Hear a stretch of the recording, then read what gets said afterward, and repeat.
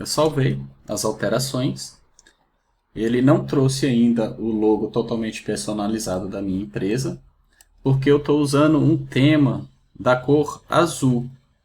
Aí o que eu preciso fazer? Eu vou fechar, vou vir aqui na engrenagem e o meu tema que eu personalizei foi esse tema aqui, esse tema padrão. Você pode ver que quando eu clico, ele já trouxe a minha logo personalizada.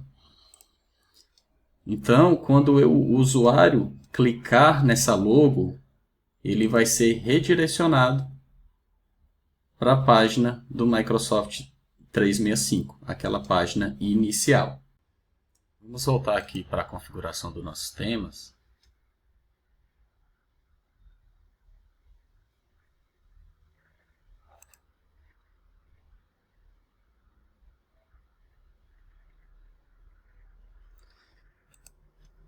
Observe que quando eu voltar aqui em tema personalizado e eu for adicionar um novo tema, veja que agora ele deixa eu colocar o nome do meu segundo tema, vou colocar aqui o nome de teste, e ele trouxe uma configuração a mais aqui que não tinha na configuração do nosso primeiro tema, que está relacionado a essa questão de grupos.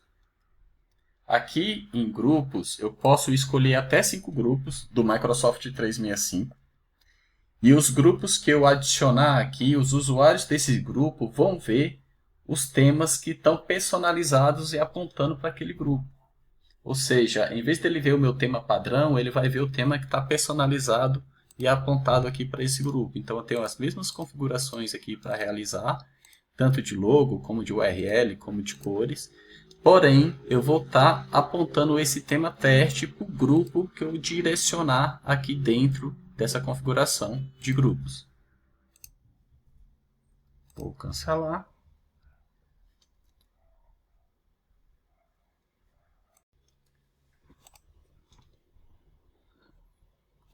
Aqui, em relações de parceria, você consegue visualizar os parceiros que estão vinculados ao seu portal do Microsoft 365.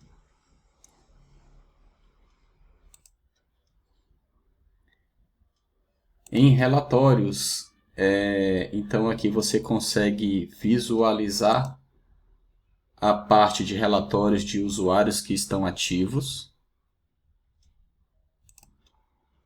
Nesse primeiro gráfico, você consegue visualizar qual é a movimentação dos serviços do Microsoft 365 para os seus usuários. Então, eu tenho aqui os gráficos do Office, do Exchange, do OneDrive, do Yammer, do Microsoft Teams. Nesse gráfico, você vai conseguir visualizar a quantidade de usuários que estão engajados nessas ferramentas. Então, por exemplo, quando eu pego esse pico aqui, que ele mostra aqui do dia 1/2, eu tenho um usuário que ele fez um acesso ao Office e um acesso ao SharePoint Online. Esses gráficos eles estão disponíveis para visualização para 7, 30, 90 e 180 dias. Então você consegue fazer uma visualização desses gráficos por esses períodos. Logo abaixo eu tenho os gráficos mostrando em separado as atividades do Teams, do SharePoint, do OneDrive, do Yammer, ativações do Office, atividades de e-mail. Então você pode ver aqui que ele traz a quantidade de usuários em um pequeno gráfico em barras de utilização. Ele fala aqui que eu tenho 2 usuários ativos e aqui ele mostra o serviço que esse usuário está consumindo. Por exemplo, aqui no Exchange, eu tenho de 2 usuários ativos, eu tenho um usuário que está consumindo um Exchange.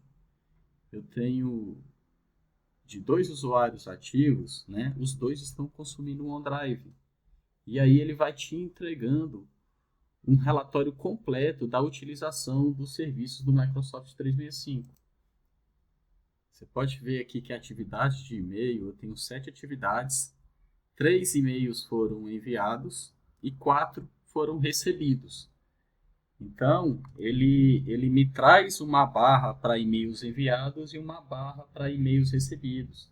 Isso é uma ferramenta muito legal, principalmente para gestores de TI, para que eles conseguem visualizar como é que está andando a leitura de e-mails em relação aos e-mails que estão chegando na organização. Então, você consegue visualizar que chegaram nos últimos 30 dias uma quantidade X de e-mails e apenas uma quantidade Y foi lida. Então, alguma coisa errada está acontecendo. Será que esses e-mails são spam? Ou será que são e-mails importantes e que os meus colaboradores não estão dando a devida importância na leitura desses e-mails? Então, tem que ficar atento a essas questões de relatório.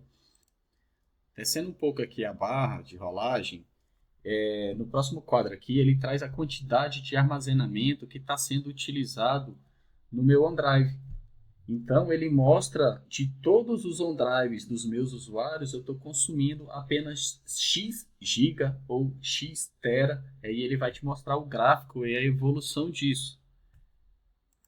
Você pode ver que aqui do lado eu também tenho uma atividade para o Microsoft Teams, que foi uma reunião que foi realizada e ele consome essas informações e vai montando um relatório para você de acordo com a solução que o usuário está utilizando. Então você consegue ter o número de reuniões, o número de chamadas, o número de chamadas de 1 para 1, o número de chamada coletiva. Você pode visualizar que abaixo de cada relatório, de cada atividade, você tem o botão de exibir mais. Então, aqui em visão geral, eu tenho todos os relatórios de cada produto, por exemplo, do Exchange, do Forms, do Teams.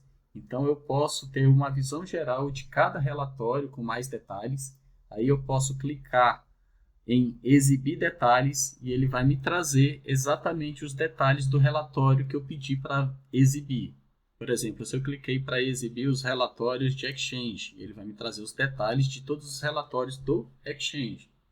E aí eu posso estar visualizando detalhadamente as atividades do Exchange Online. E aí você pode ver que ele traz aqui para mim as atividades de e-mail, o uso de aplicativos de e-mail e o uso da caixa de correio. Então eu consigo visualizar todos os e-mails por dia, quantos e-mails foram entregues, quantos saíram da minha organização, quantos e-mails foram lidos. Então, voltando aqui no uso de atividade de e-mail, você pode ver que nesse pico aqui eu tenho 3 mensagens enviadas e uma reunião que foi criada utilizando o Exchange. Um pouco mais abaixo, ele vai me trazer a visualização por usuário e a quantidade de ações que foram realizadas. E aí eu tenho ações de envio, ações de recebimento, ações de leitura, reuniões criadas e reuniões envolvidas. Por exemplo, quem está 0 aqui, esse usuário aqui, ele não fez nenhuma ação de leitura. Ele também não criou nenhuma reunião, ele não está envolvido em nenhuma reunião, mas ele teve um recebimento de um e-mail. E vocês podem ver que o nome do usuário não aparece, ele só aparece o ID do usuário. Por padrão, os detalhes do usuário eles são ocultos para todos os relatórios. Isso por questões de lei de privacidade. Então, desde o dia 1º de setembro de 2021, a Microsoft está ocultando esses detalhes. Mas, Douglas, eu tenho como saber o nome do usuário dessa ID? Eu preciso ver o nome do usuário, porque eu tenho que entregar um relatório para o meu chefe e eu não posso entregar um relatório com um ID, eu preciso do nome do usuário.